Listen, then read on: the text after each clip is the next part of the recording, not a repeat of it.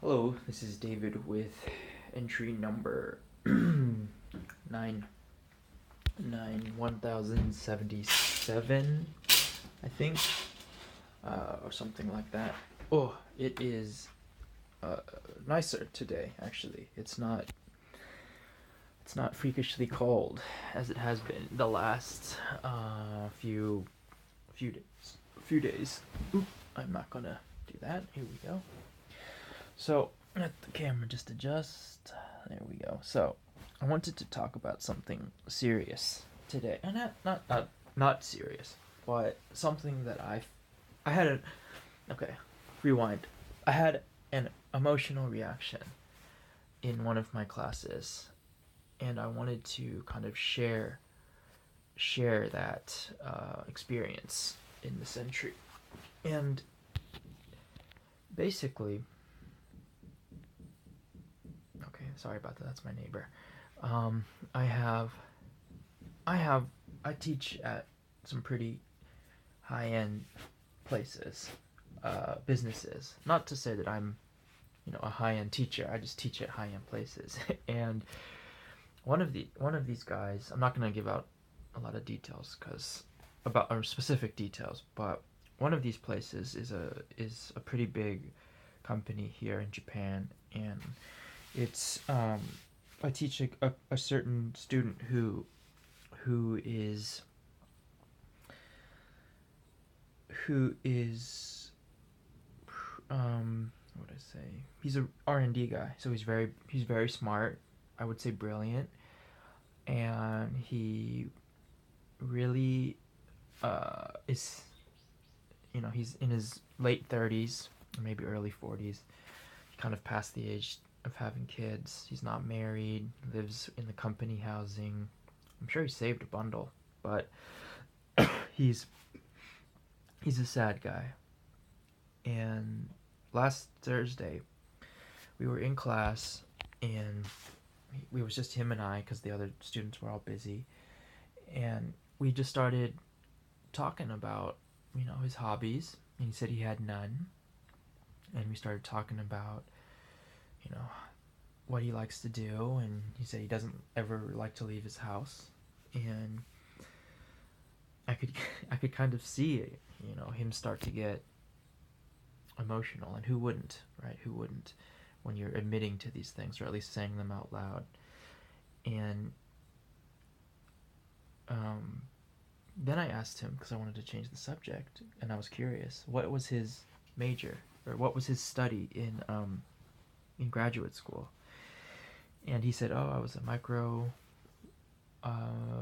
He studied microbiology, and he was very interested in hit at the time. It was a very cutting edge field, and it still is today. But something called epigenetics, where the basic idea is that your environment can affect genes,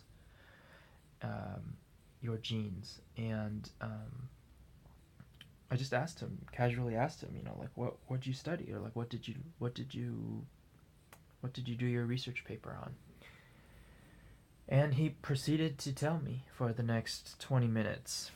And in those 20 minutes, I saw a complete turnaround in his personality.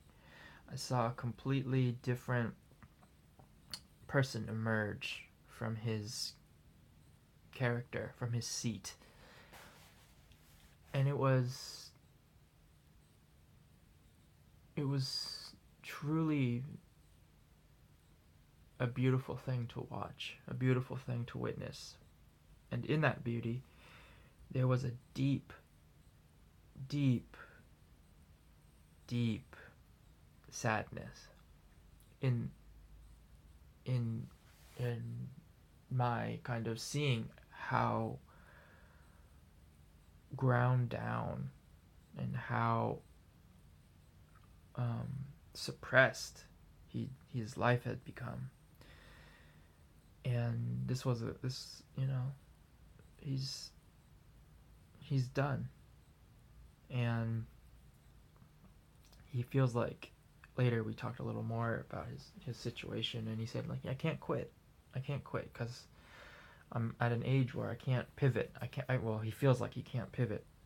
And to be honest, it's true. Like in Japan, if you're over like 35, you can't really change your career. Or if you do, you you have to have, I mean, the Japanese don't like risk. It's probably different in the bigger cities, but on the whole, I would say like 95% of them don't want to take any risks. I asked some of my other at another business, like, do you intend to work at this job the rest of your life? And they all said yes. And that's how it is in Japan. Like, you have one job after you graduate from college, and that's it. Like, you to have two jobs is like crazy, and to have three is like unheard of. So most Japanese people have one job their whole life. And this guy, just talking to him and seeing him light up and just seeing how passionate he was about his research back in college, and I started to feel emotional. I started to feel like I wasn't crying, but I could feel like the ducts, the tear ducts start to kind of like pulsate. And I was just like, God, this is sad. But it also was a great moment in just seeing how happy he was. And it got me just thinking about how important it is to kind of realize where you are. And I'm very lucky to be an American and to be in this kind of position where I can kind of do like point and shoot in terms of like what I want to do. And a lot of Japanese do not have that luxury at all. They are ground down, filed down, and made to fit into the whole of society. HOLE. It's very sad. It's very sad. But it also, there's a nobility to it. There's a quiet nobility to it. And I know a lot of people would disagree with me. Like, there's nothing noble about sacrificing your personal freedom. But to me there is. To me there is a great strength that comes from suffering. That comes from doing things you don't want to do. Doing things because you should and not because you want to. And there has to be a meaning in this traditional Japanese way, because it's been this way for a long time. There has to be some meaning to it, and to say it's a complete waste just is disrespectful to me. It's just a disrespectful thing to say. So anyway, that's about it for today. I just wanted to just make a quick video just commenting about that experience I had. But yeah, it's been good. We had a little office get together yesterday, so I'm a little bit tired, as you can see, but very nice time. And yeah, that's it. Thanks for watching, and I'll talk with you on Wednesday, and I'll do the same thing again. I'll record in the morning and after the test, and if I don't pass, I'm in some trouble. Thanks for watching. Bye.